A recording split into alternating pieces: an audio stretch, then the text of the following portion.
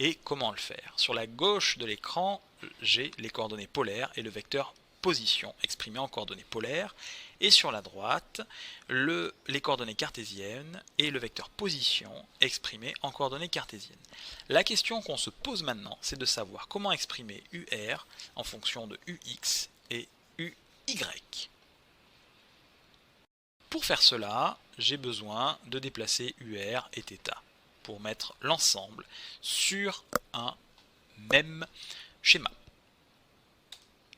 On le fait ici, on représente au centre l'ensemble. Et on va utiliser à nouveau la relation de Chasles. On peut écrire UR en fonction de deux vecteurs qui sont le vecteur rouge plus le vecteur vert. Le vecteur rouge ici est collinéaire à UX et le vecteur vert est collinéaire à UY, ce qu'on représente comme ceci. Tout l'enjeu maintenant, c'est de savoir quelle est l'expression du coefficient, ou quelle est la valeur du coefficient devant UX et UY.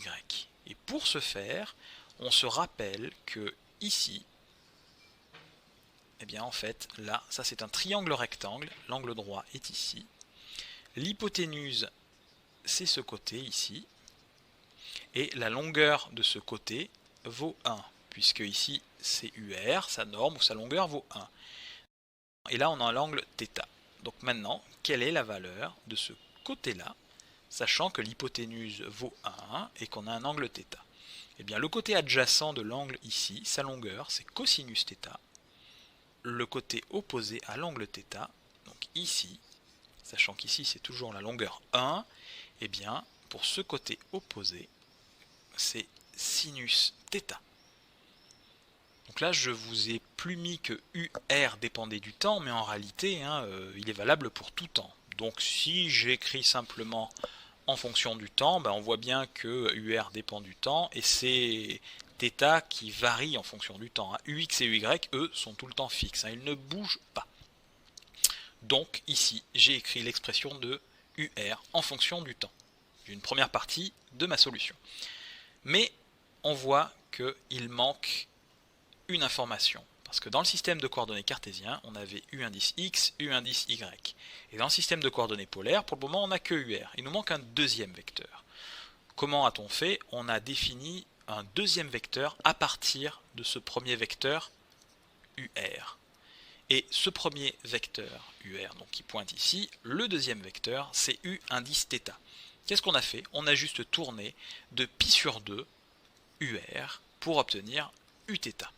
C'est-à-dire que comme UR était de norme 1, Uθ est aussi de norme 1. Parce que la seule chose qu'on a fait, c'est de le tourner de pi sur 2. Donc, je vais vous démontrer tout ça. Donc, et aussi l'expression de Uθ en fonction de UX et UY. Donc, pour ce faire, je pars de l'expression de UR. Sauf que l'angle ici n'est plus θ, mais θ plus pi sur 2, puisque je pars de ce vecteur-là, et que je tourne de pi sur 2 dans ce sens-là. Dans ce cas-là, j'ai cosinus de θ plus pi sur 2. Je ne détaille pas, mais je vous rappelle simplement que vous connaissez des formules qui sont de la forme cosinus A plus B égale, sauf que là vous remplacez B par pi sur 2, et vous allez obtenir finalement que cosinus θ plus pi sur 2 est égal à moins sinus θ, et le sinus θ de plus pi sur 2 est égal à plus cos θ. Donc là je vous ai montré que finalement URθ ne dépendait que de UX et UY et d'une variable qui était θ, et pour Uθ, je vous ai montré la même chose. On peut l'exprimer en fonction de UX, UY et de cette variable θ. Dernière petite chose, je veux vous montrer que Uθ est bien normé. Pour ce faire, je vais calculer sa norme. J'enlève la dépendance temporelle, mais n'oubliez pas qu'elle est présente.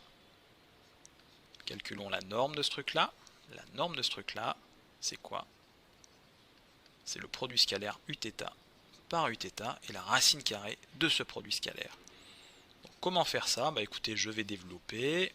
Donc là, j'ai moins sinus θ U indice X plus cos θ U indice Y scalaire, voilà, c'est pas très bien, mais je le marque en dessous, moins sinus θ u indice x plus cos θ u indice y, et il nous faudrait a priori faire les produits, ce produit fois celui-là, plus celui-là fois celui-là, plus ensuite, puisqu'on distribue, hein, ici c'est une multiplication, hein, ce truc-là, là, ce point, c'est une multiplication, donc il nous faudrait aussi faire ça, fois ça, plus ça, fois ça. Or, vous savez que, on a vu tout à l'heure, ux scalaire uy est égal à 0, donc ça nous enlève déjà pas mal de termes, et au final, on a aussi ux scalaire ux qui est égal à uy scalaire uy, et ça, c'était égal à 1, comme on l'a défini tout à l'heure. Donc du coup, la norme du vecteur uθ, si on prend en compte tout ça, eh bien, ça nous donne racine carrée de sinus carré θ plus cosinus carré θ.